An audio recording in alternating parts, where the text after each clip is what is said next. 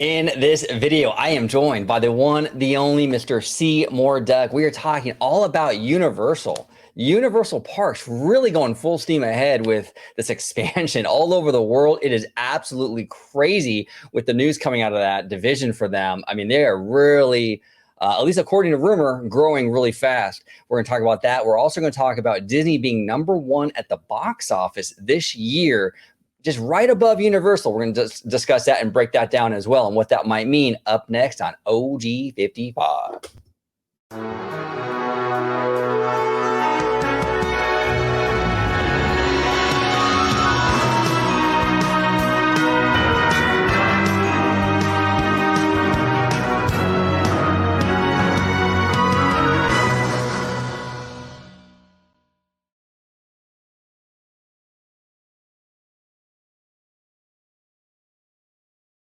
Welcome aboard, everybody, to another episode of Orange Grove 55. We're talking Universal Park expansion. We're talking 2023 movie business. But before I do that, I want to introduce my good friend, my collaborator, Mr. Seymour Duck. Welcome back on the show, Seymour. Hello, hello. Glad to be back.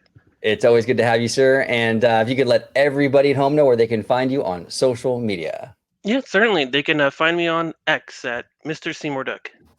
Absolutely. And I will be linking his X account in the description. You must follow Seymour. He is extremely insightful in terms of all things financials, especially if you're into Disney, Nintendo especially. He really dives into the numbers. Fantastic follow. You must follow him on X. Link down below. Thank you. You're very welcome. You're very welcome. So let's go ahead and dive into this. This is interesting.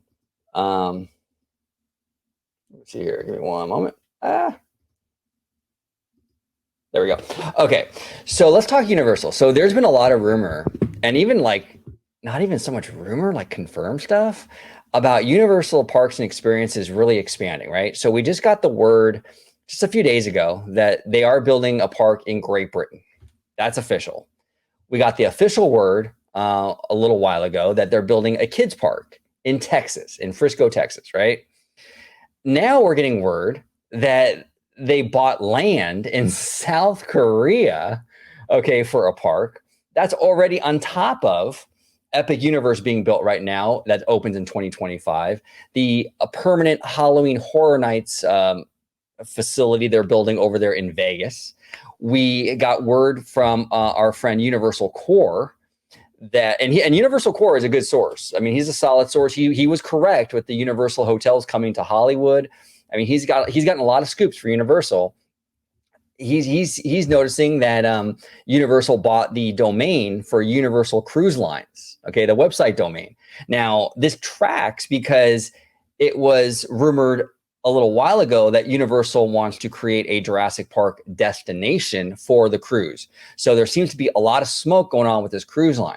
So we have a lot going on. We have a lot on the plate right now with Universal. We got the UK, we got Texas, we got a possible cruise line, we got South Korea, we got Las Vegas. There's even talks that there's a park in Spain that was rumored for a while that's not even off the table. So there is a lot going on here. Seymour, look, I know a lot of fans are kind of cheering this on, but what do you think about, like, because in my opinion, I think you can do too much too fast, right? Yeah, Does I this agree. bring, right? So you're kind of worried about this, maybe like this brand dilution happening here? Yep. Besides the cruise, I think that's a great idea because that's a different sector that they're not involved in. So I can see gaining potential new customers for that. But the other parks, right? The one in the UK, the Universal Kids, it feels like, from what I heard, even the one in the UK, they're not going to have the brands like Mario, the licensed one. It's only going to be their Universal brands. You're going to have like a subpar experience compared to what you get in Florida or even in California, right? And then Correct. Yeah. so you're almost diluting that premium experience of going to a park and getting a subpar experience going to UK or going to Universal Kids. And it's, that's the one thing you like about Disney is that if you go, it doesn't matter where you go, you'll get that almost that same experience, right? You're paying good money for it. You don't want to get cheapened out. And I feel like these subpar parks are going to give you that cheapened experience for the money that you're spending. No, well said, Seymour. And it's like, we talked a lot on this channel about how the most popular brands or IP that Universal has for these parks are things that Universal doesn't own, that they're just renting, Exactly. right? Like Harry Potter, Super Mario, all the big stuff. Yeah. And so you're going to build a park in the UK without that stuff? I mean, it doesn't really make a lot of That's sense. what I'm seeing reported. I don't know if it's true though, but I'm seeing that like they're not going to have any of the Harry Potter stuff. They're not going to have any of the Mario stuff, and it's like, but then why even go? Is it the fact that you still want those in Florida? Okay, but then why even build the park in the first place? I Right. just don't understand because you're almost dividing the audience. Like people go to Florida that's in the UK, in Europe, and now they're like, oh, I don't need to go. I can go here, but then you don't even get the full experience. So it's like, what are you doing here? You're What diluting the brand with a subpar experience, and then you're stretching your audience too thin because now everyone can go in the area they live, and they don't have to go to Florida. Right, exactly. So you're diluting the brand, then you're taking away from Florida. And from what I understand, a lot of the Florida audience for Universal comes from that area of the world, the UK. Exactly. So it's like, so now you're cutting into that. Inevitably, you're going to cut into that. I mean, we had a little bit of that issue here in California prior to the opening of Tokyo Disneyland. We used to get a lot more Japanese tourism here in California. They would love the original Disneyland.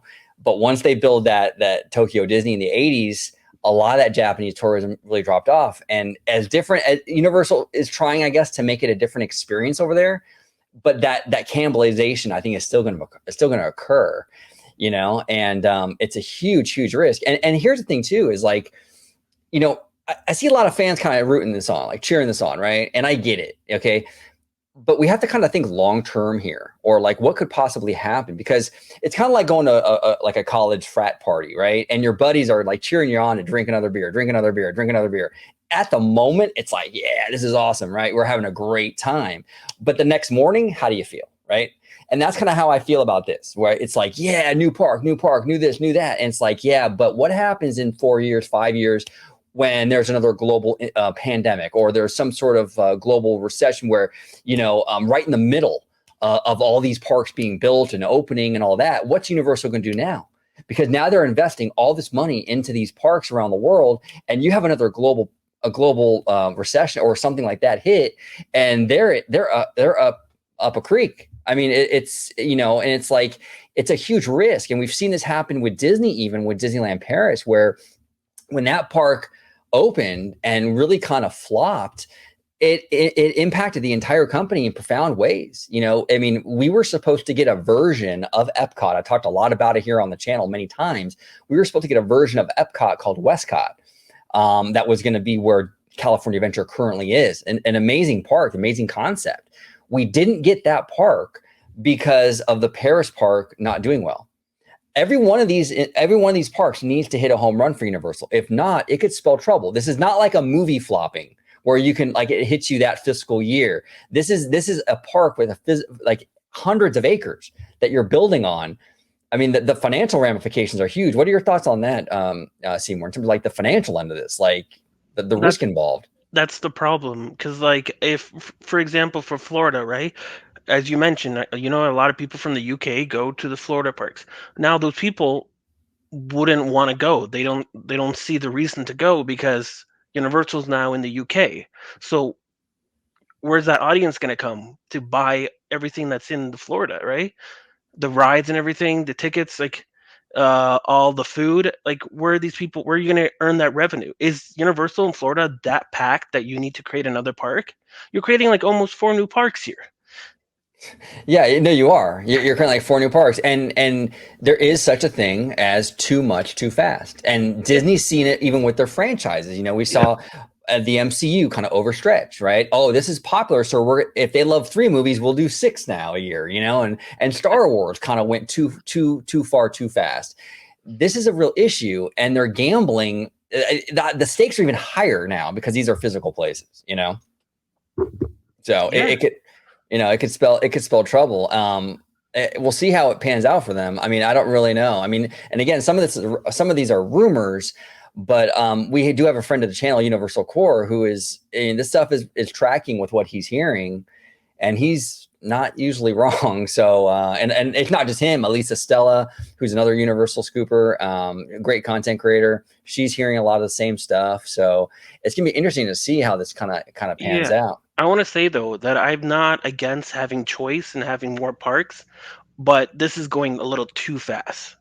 Like if I saw just one, like right now you have Epic Universe not even launched yet, and now you're talking about like three other parks, four other parks, rumored, one confirmed in the UK.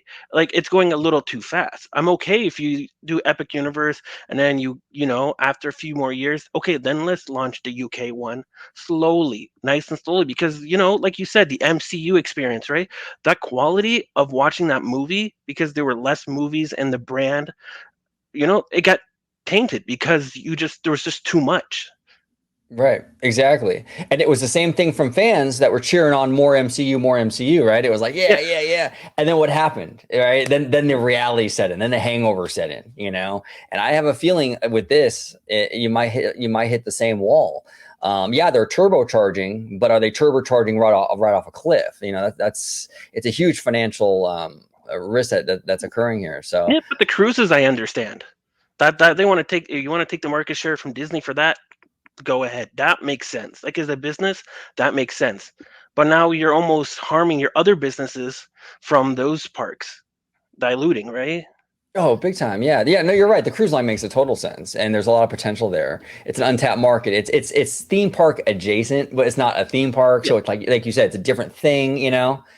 It's just this other stuff like the Texas and the UK and this now South Korea and possibly Spain. It's so much. And they're not giving themselves enough time to kind of pivot, like you were saying, like wait a few years and then announce the next one. Because if you're gonna have all these projects going, like if something happens, like there's a global event or whatever, now you're stuck with all these parks being either built or opening, and now what do?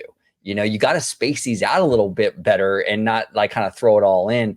It's like I think the mindset with Brian Roberts and Universal right now is like they smell blood in the water. They think Disney's weak right now, so let's go all in.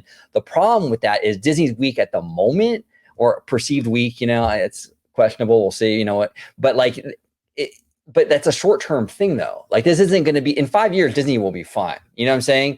So if that's the mindset going into this, like, oh, they're weak, we got to strike while the iron's hot. Well, this is stuff that's going to be built over the next decade or so. You're kind of addressing a short-term problem with a long-term solution, which it's risky. It's extremely risky. So I don't know. I will have to Yeah. wait and see how it kind of pans out. Go ahead, Seymour. I'm sorry. Oh, I was just gonna say, and then you get to a point where you're just competing with yourself now. Exactly. Right. Because now, like you said, with the UK, like, okay, well, you're a family from that area of the world. Why are we going Epic Universe? Okay, yeah, our park won't have this or won't have that, but it's cheaper just to go to our park and then take the flight. I mean, it's like for me, like I live in California and I'm a huge Disney person, and I've only been to Florida once. But if I didn't have a Disneyland out here, I probably would have gone to Orlando much sooner in my life because that's my only option. But I have an option here. So there's less incentive to go over there and spend the money on the airfare and the hotel and all that stuff. So it's a huge risk that Universal is undertaking, and we'll kind of see. We'll keep an eye on it, but it's fascinating. It's absolutely fascinating. Now, on a positive note, I know you're a big Donkey Kong fan. You're pretty excited about Epic Universe, though? Yeah, for the Nintendo section, yes. Yeah. So is that the only part of it that you're kind of into? The rest of it, you can kind of take it or leave it? Yeah, I've been saying on X a lot of the times that I'm not excited for Epic Universe. I'm excited for the Nintendo section. I'd rather go to Universal Studios Japan, where most of the IPs that I like are in there. Like Pokemon. Pokemon is huge in Japan, and you don't see any of that in the United States Universal Studios. So Yeah, I mean, hopefully we get some of that. It's massive. I mean, I know in Japan they're replacing their Spider-Man attraction with a Pokemon ride. I mean, they should do that out here at Island of Adventure. Maybe have that same, replace the Spider-Man attraction or that whole superhero island and turn it into Pokemon. That superhero island is a dead land anyway, because they're not gonna be able to do anything with it because Disney's not going to give them any approval to like expand it or add anything. So it's all they can really do over there is freshen up what they currently have. So why do that? Why not just retheme it to Pokemon, and now you have a land that you can actually add to, and it's a massive IP. It's massive. I mean, absolutely Yeah, massive. So yeah, like Mario and Pokemon, those are like the top tier IPs for me. So if you don't have those at your theme park, why should I go to, right, right? exactly. I don't I'll be honest, I don't care for any of the other IPs that Universal has. Back in the day, yes, Back to the Future, Jaws, like those things, yes. But now it's like those are all gone, and now you replaced it with, Minions. Yeah, the IP of like the Universal IP of yesteryear was, in my opinion, and I would agree with you, Seymour. Much stronger with all the Amblin stuff, right? And like the like ET, Back to the Yeah, Future. I don't Um, know if they still do it now, but I remember seeing Ghostbusters, just the car, that experience on the road coming while waiting in line for the Men in Black ride. Like, right. I don't know if those rides are gone. I don't keep up with Universal as much as like Disney and Nintendo, but when I was there, that was the experience that I got, and I liked it. Now I don't see that experience as much. Yeah, yeah, it's a lot of like this Illumination stuff, Yeah, Minion stuff, and like I'm not like a huge fan of those movies, you know. I mean, some of them are cute, but for the most part, like the thing I like about Disney is that like it really, like, you can watch a Pixar movie and the adults get something out of it. You can watch a Disney animated movie and the adults get something out of it. Illumination, a lot of it is geared really just for kids. Like if you're not a kid, you're probably going to be pretty bored with it. You know what I'm saying? And that IP really does like kind of go in that direction. So a lot of that stuff I don't really care about, and that's all Universal is now. Is it's just all that stuff, and it's just like, yeah, I don't know. I'd rather have the old school stuff, Back to the Future, and like all that. Even ET, that stuff was great, and even the old school Universal animation, like American Tail, amazing stuff. So yeah, we'll see. But you know what? Speaking of movies, let's talk a little box office, Seymour. So this is from the Hollywood Handle. The highest grossing studios in 2023 at the domestic box office. We have Disney, number one with 1.887 billion, and we have Universal Pictures at number two, 1.877 billion. So pretty close, right? Now this might change because we have migration in theaters, and I mean we're only a few million away from each other. So Universal might overtake Disney by the end of the year. We'll see how that is. But regardless, even if they do that, I mean, this is interesting, right? Because we've heard this narrative, this kind of this go broke narrative. People have given up on the Mouse House. They're not going to Disney movies anymore. It seems like they're going to Disney movies now. The profitability of those movies maybe is in question, right? Because if the budgets are high and all that, that's a whole yes, nother that is the conversation. difference here. Profitability doesn't equal to brand withdrawal. Right, exactly. Like more people still saw Wish on opening weekend than Migration. Like, regardless whether Wish makes a profit or not, it got more butts in the seats than Migration did. I mean, that's just, So, what are your thoughts on this overall? What are you feeling? Um, It just shows that the brand is still strong. The Disney brand, people are still going to see Disney movies more than any of the other studios, at least domestically here. Right, right. No, A- exactly. And I hear on X all the time there's a brand withdrawal, but it's not there.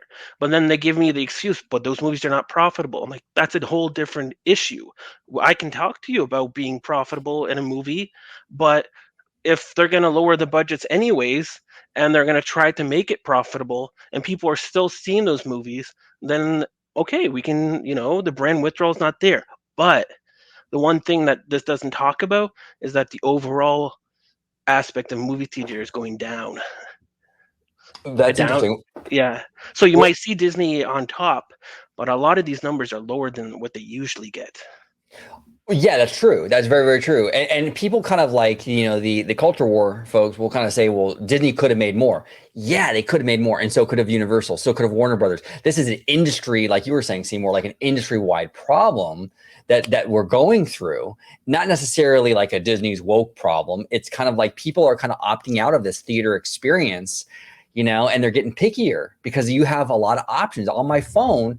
I can watch any movie on the streaming service that I want. And it's like, why am I going to spend $100 to take my family to go see this animated movie or whatnot when I can just wait a month or two and get it on the streaming service and save some money, And that's what's happening here. And I mean, that's the real issue, I think. And you're right, that's going to hit the theaters harder because I think you mentioned too, Seymour, I was on X, where the studios can lower their budgets, but what are the theaters going to do? Like Yep. that's a problem, right? Yeah, because I'm like, for example, AMC. I've been talking about it on X. Like, right now, their last two quarters were doing okay because of Barbieheimer, and then before that, Mario. But you're looking at the movies now; none of them look like they're even over 500 million. Maybe it'll happen for Wonka. I don't know, but like that's concerning. We look at Migration, right? And total box office numbers for that is 66 million. These are low numbers. How are they going to survive? 75 million is the budget for Migration. How lower can we get in order to improve those numbers? Right? Exactly. I know. And I'm hearing all these stories about how every theater is packed for Migration. It just the numbers ain't matching the rhetoric. You know what I'm saying? It doesn't seem I like it's really. I saw reports talking about how Tuesday was the day after Christmas was the lowest box office numbers since the 1990s. I saw a report on Wow. that. It's like, and I'm like, that's even including on a cheap day. So I don't know if, because it's cheaper, so the revenue numbers came less in, or less people just came in to see these movies, or maybe a bit of both. But they were saying that these numbers were really bad. And I'm looking at all these numbers. I'm looking at Wonka, and I'm like, Wonka to me, if it came out before 2020, it would have been $1 billion hit. That's what it felt like to me. But yet, here it's only 296 million. These people, they're not coming to see these movies anymore. This Yeah, is the no, unfortunate part. no, yeah, absolutely, absolutely. And we have like right now with Migration, a lot of families probably did stay home during because it opened Christmas weekend. So obviously families are busy with their kids that weekend. So, a lot of people are pointing to like, well, this weekend it's doing really well. It's like it is, and maybe it'll have some legs. Maybe that's what it's pointing to. But even with legs, though, it's not producing numbers. It's not producing what Illumination used to do pre-pandemic. Not even close.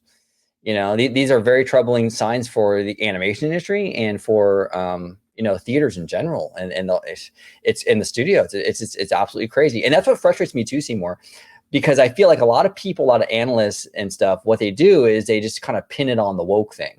And it's like, it's like, let's find the actual problem and try to fix that instead of just like, spinning these narratives out there that really doesn't really make a lot of sense. One of the biggest movies of the year was Barbie. That movie is very woke according to the same crowd, and yet it was one of the biggest movies of the year. We hear all the time Disney's woke, and no one likes Disney because they're woke. And it's like, well, here they are at number one.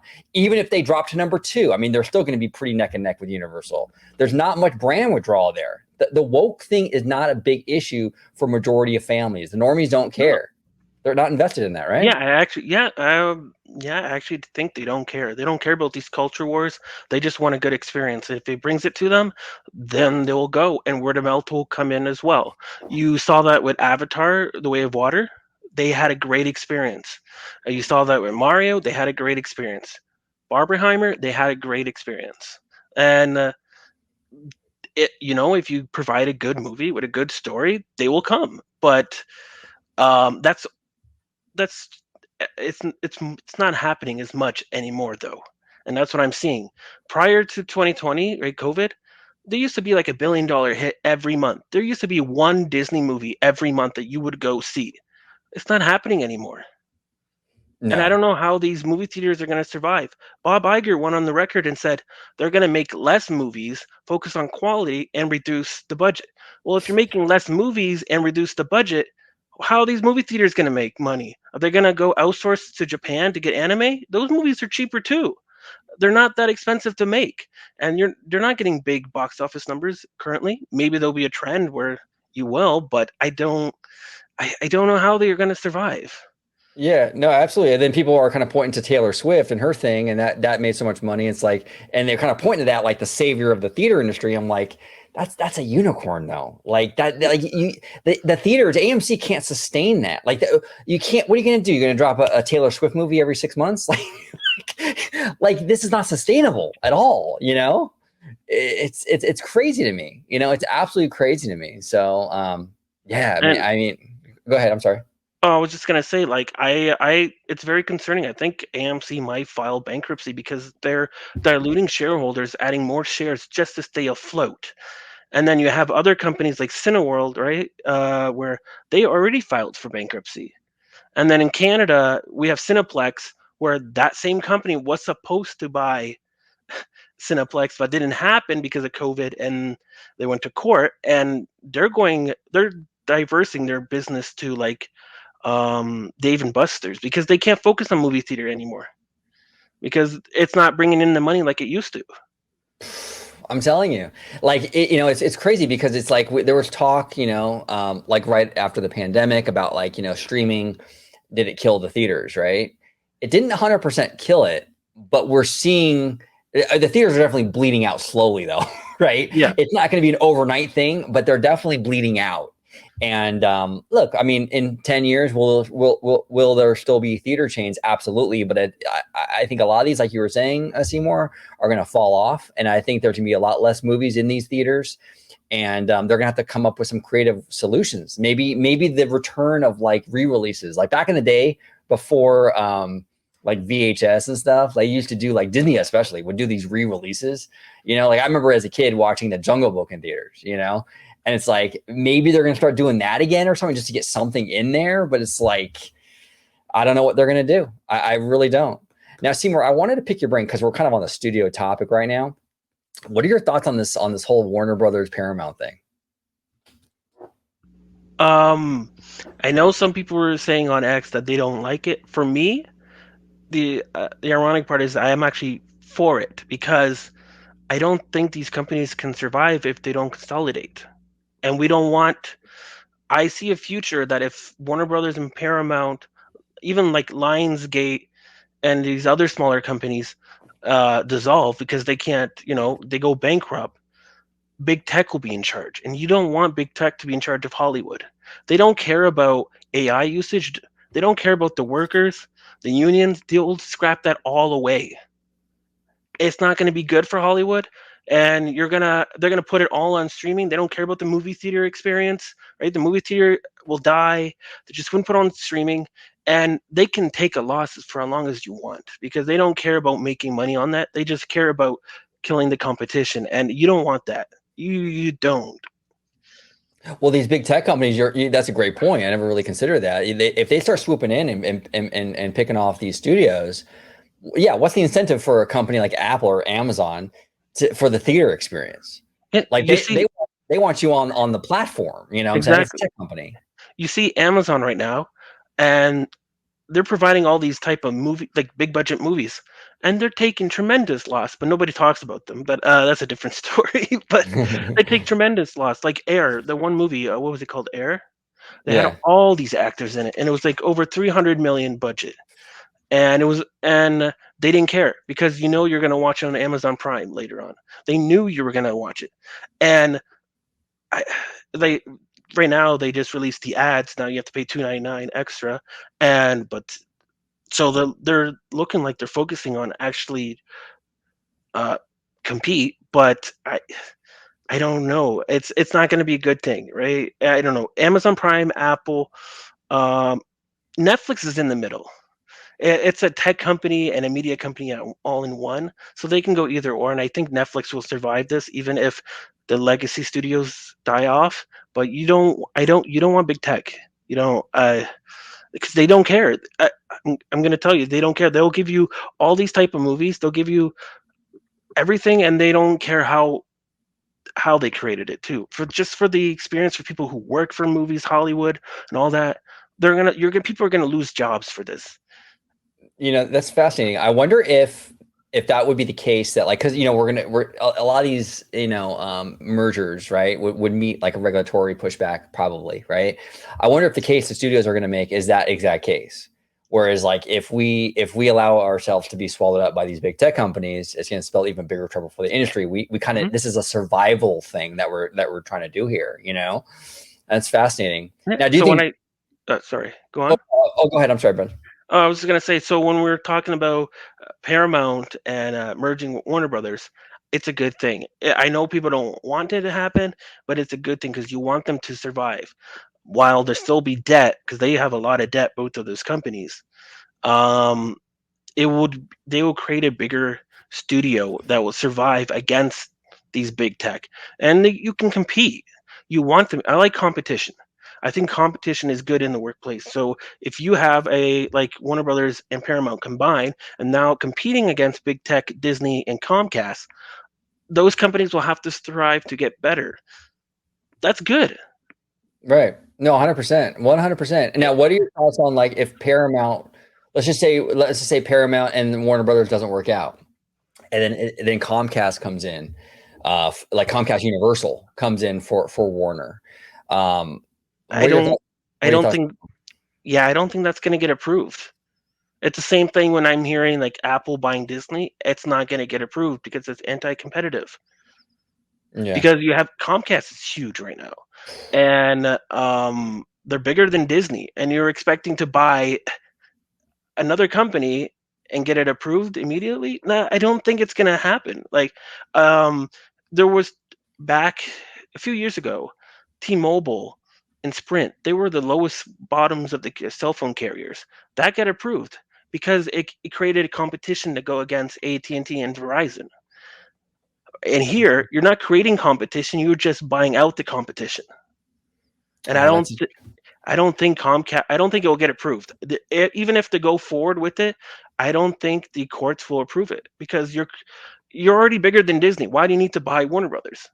right. It's a great point when you're talking about like the T-Mobile and Sprint thing, and they were right to compete, whereas this situation would be like they're buying the competition, Yeah, like they're eliminating that competition. That's interesting. Yeah, the Warner Brothers Paramount thing kind of feels like a T-Mobile Sprint kind of deal, right? A they little bit. might. The only way I can see this getting approved if they spin off, and that's what I've been hearing too. They're going to spin off Universal from Comcast and merge with Warner Brothers. That might get approved, but I don't know how that would work as like Comcast Legacy, like linear and all those other products they're offering now are on a downtrend. Where what are you going to offer besides Universal? Let me ask you something. This kind of ties into our first topic about the parks. I've never considered this, and I kind of want to spitball with you. I'm very curious about your thoughts on this. Do you think it's possible that Universal is fast tracking the park expansion because they know they're going to spin off Universal and try to sell it off or whatever, and they're trying to bolster the maybe the price tag or the value of this company for a possible sale? Is that possible? Why we're seeing the growth at such a high rate right now with these parks? It could be, but if they spin off Universal, what's going to be left though from The- Comcast? right, the broadband company, right, and that they're like bleeding out with that, right, from what I'm hearing. It's almost like AT&T when they had Warner Brothers. They spun it off and merged with Discovery. But now Yeah, NTT, it's almost like it's just a carrier now. It's like, do you really care now? Are you making that much money? They own a lot of shares from Warner Brothers Discovery, so they're still making money from that. But I don't, I don't see why yeah, it could be that similar approach. That's what it looks like, right? Right, yeah, where the AT&T spun off Warner Brothers and merged with Discovery. But this seems too big because yeah. like Warner Brothers and Discovery was much smaller. This seems that I don't know. Universal is a huge part of the company. Yeah, it is. It's huge. And there are other with all the cord cutting and stuff, the Comcast end of it seems like it's kind of like less attractive right now, you know? Yeah. It's crazy. Yeah, Wow. and the future is 5G right now, so it's like I understand why AT&T went in that route because they can focus on that. Comcast doesn't really do mobile. Everything is licensed. Even their like cell phone company is licensed, I think, from Verizon. So it's like they don't own any of this future stuff for their Xfinity brand or their you know everything's. It seems like you have to have that Universal in there, or else I don't think the company can stay afloat. Yeah. No, yeah, I think you're right on that. Yeah, that's a great point. That's a great point. Interesting stuff, man. There's a lot. That's a cool. I love talking to you and Alia, by the way, like in the DMs, man. It's so fascinating because there's so much going on right now Hmm. with the entertainment industry and the box office. We're seeing a real, like we're in a transitionary time, I think, in this Yep. whole industry, Yep. right? It started ever since COVID. Everyone's now trained, especially families, to watch at home instead of spending at the movie theaters. Yeah. And I remember the media for like in 2020 and going forward, the media was talking about how these box office numbers are flops, even though they made 900 million, 700 million, 600 million. But then those numbers got lower, lower. But then the other companies didn't get flops, even though they were lower than the previous ones they reported as flops. And it just kept getting lower and lower. And now we're getting to the point where Trolls 3 was, band together, was called a success, yet it still hasn't even reached 200 million. That we have gone to that point where it's like 700 million was considered a flop. Now, of course, we can look at budgets and whatnot. We don't know the full cost of that, but I mean, going from revenue gross of like 900 million, 700 million, even for Marvel, right? Even the Marvels was really bad. You see that huge dark like downtrend. Yeah, you do. No, you absolutely do. Yeah. They keep lowering the bar, you Yeah, know? the goalpost keeps changing. When it's an industry trend, the goalpost changes. But if it's a Disney, no, because I see Elemental as a flop. Well, then what? Trolls 3 wasn't a flop when it was a success. Yet it did worse than Elemental. Like I'm not understanding this. You, when everyone else is the flop, it's an industry trend. When it's only Disney, then it's just Disney. Yeah, that's a great point. That's exactly what it is. That's exactly what it is. Now with migration, we were talking about this too the other day, where it's like I guess it's not getting released into Japan until March. I, I Was that correct? I yeah, mean, March. Yeah, I don't know why, and it's by then it's kind of pointless because the digital releases will be out, and who knows if it'll be out on streaming as well. But in Japan, I don't even think they even have Peacock, so they will just watch it on digital anyways, yeah, or that was license a it weird to move. Netflix. That's what Yeah. Universal does a lot of the times. They license to Netflix if they don't have a streaming service in a different country. It's interesting. Yeah, it's funny to see the narratives out there, man. It's just like like you said, they're treating Trolls like it's this massive blockbuster. It's Yeah, like, it's not. It only made 194 million, and it I can see the blatant lies on X, and it just frustrates me because they said it's a success before even knowing what the numbers are, but they also say it's a not a success for movies without looking at all the numbers, and we're looking at these numbers now. It's not a success. yeah, It's not even the movie was 100 million budget, and now it's 194 million.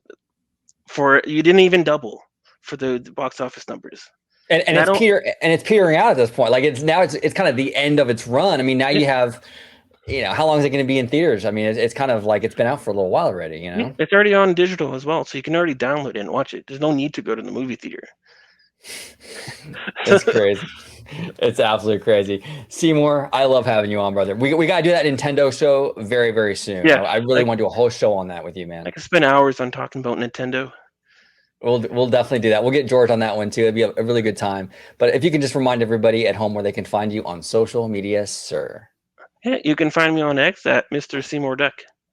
There you go. And link down below. Make sure you follow Seymour. He has family here at OG55, and he has amazing insight on the financials, the stock, all that good stuff. A lot of Nintendo stuff too. You will absolutely love his insight on X. So make sure you do follow him. But Seymour, I want to thank you again for coming on. It's always a fun time, sir. And I want to thank everybody at home for watching.